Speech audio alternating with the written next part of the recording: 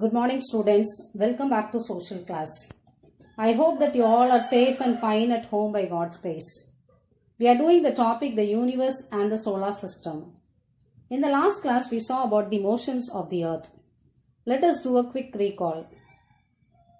Okay children, tell me whether the sun is moving or the earth is moving. Yes, very correct. It is the earth which is moving. It seems to be the sun is moving, but it is not so.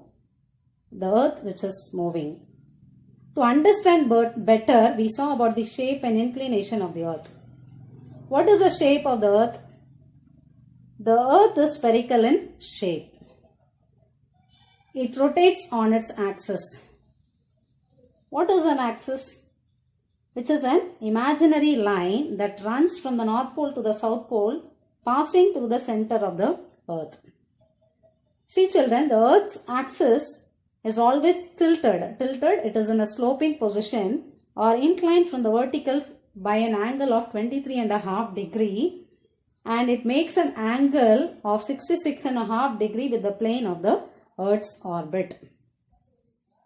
Then we saw about the rotation of the earth.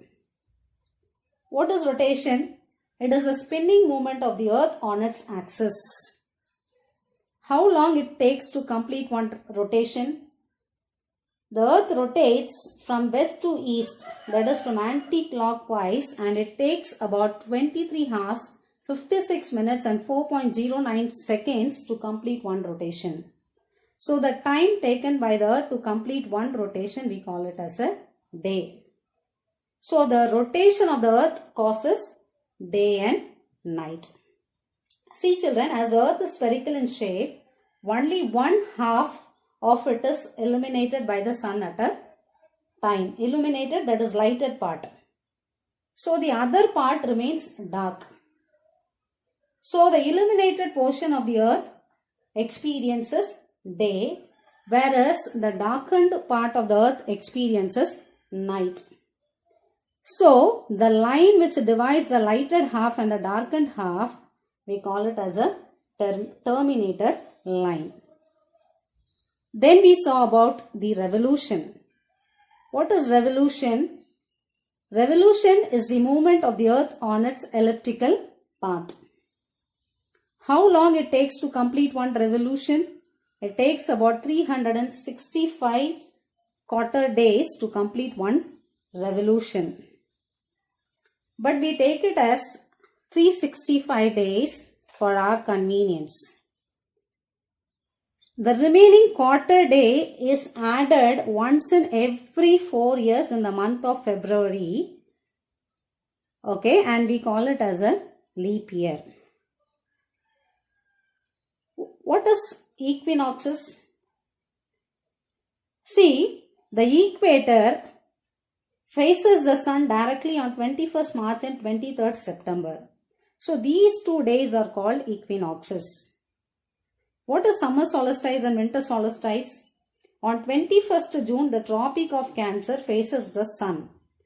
So this is known as summer solstice, which is the longest day in the north and longest night in the southern hemisphere. On 22nd December, the Tropic of Capricorn faces the sun, and we call it as the winter solstice, and that is the day is the longest day in the southern hemisphere and longest night in the northern hemisphere. Today we are going to see about the spheres of the earth in detail. With this we come to the end of the lesson. Spheres of the earth. The earth is the most suitable planet to support life. Compared to other planets in the solar system, earth is the only planet which is suitable for life, which supports life. It has three major components. We call it as the realms of the earth. What are they? Lithosphere, hydrosphere and atmosphere. Lithosphere, land; hydrosphere, water; and atmosphere, air.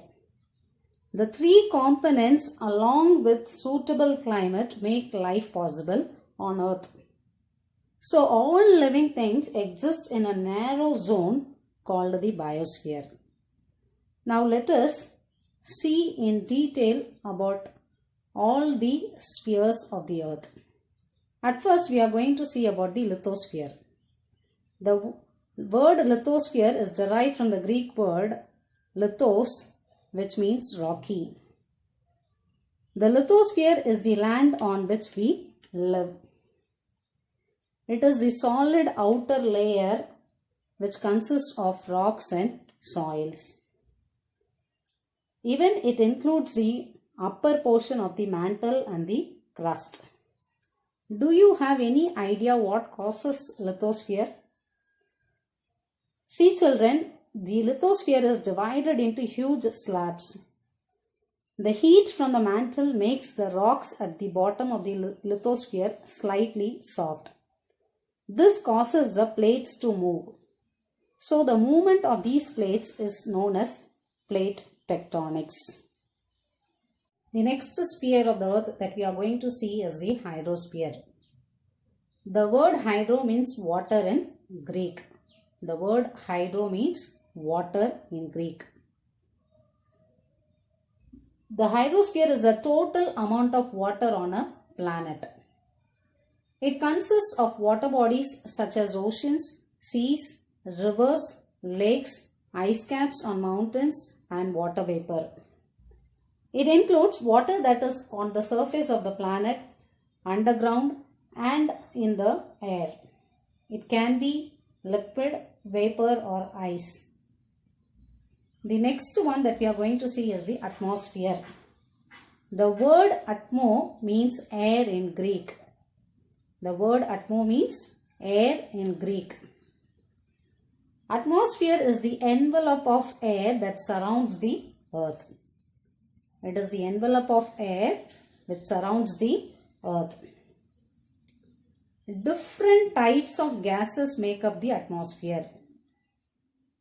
The major gases are nitrogen 78% and oxygen 21%. Different gases make up atmosphere.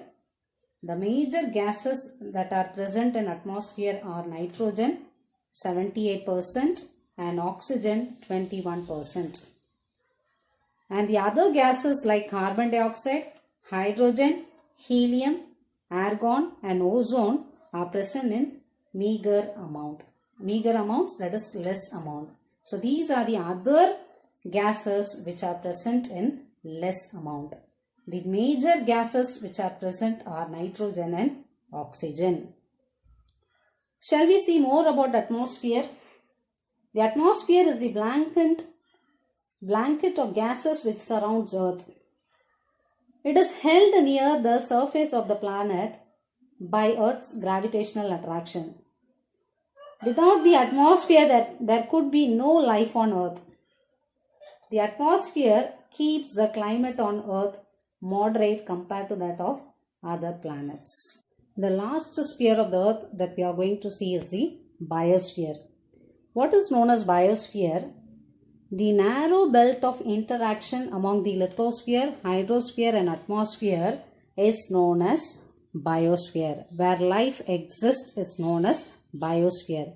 Lithosphere land, hydrosphere water and atmosphere air. So then it is the narrow belt of interaction among the lithosphere, hydrosphere and atmosphere is known as biosphere. So where life exists is known as biosphere. So it is an interaction among all the three spheres. All the other three spheres where life exists is known as biosphere. See, the biosphere is the portion of Earth life occurs. The portion of the land, water and air that holds life. These parts are known respectively as the lithosphere, hydrosphere and atmosphere. Bio means life in Greek. Bio means life in Greek. It consists of distinct zones, different zones which is separate from each other, which are different from each zone. So each zone has its own climate, plant and animal life. So it consists of distinct zones. So each zone is different from one another. So each zone has its own climate, plant and animal life. So these zones are known as ecosystem. So what is ecosystem? Ecosystem is a community or a living organisms where they interact with each other in a specific environment.